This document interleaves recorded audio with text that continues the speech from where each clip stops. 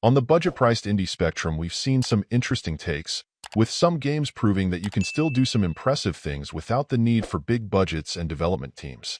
There's no doubt that great and innovative ideas can make all the difference, but strong execution and at least some level of flair are still essential to success. While I appreciate what Dungeon Arsenal is going for, essentially a very minimalist dungeon-crawling RPG driven by the use of random cards, I'm not convinced it's set up well for the long or even medium haul.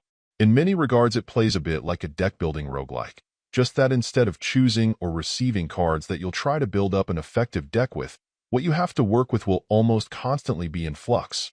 You can think of it somewhat as the equivalent of Breath of the Wild's disposable weapon system, except typically even more temporary, with many weapons effectively being single-use.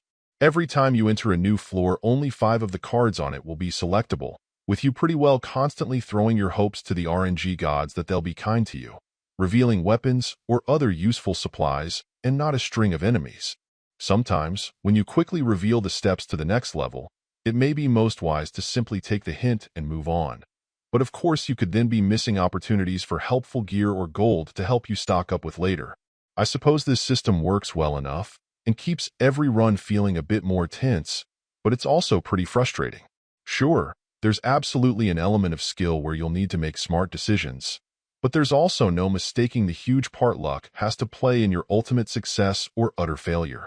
Additionally, while you'll run into a variety of enemies, and there are certainly many weapons you'll get to use, there's also not much in the way of enhancement to any of it that helps inspire a little excitement. Perhaps more features that would help turn the tide of battle once in a while could help, but ultimately this just ends up being a pretty bland affair all around. Overall, my final score for the game ended up being a 5.6. And if you're interested in picking it up, it's currently available on the Switch eShop for $6.99. Thank you for taking the time to listen to this review. And if you'd like more information or ideas of indie games worth checking out on Switch, be sure to click on the link provided in the description. Until next time.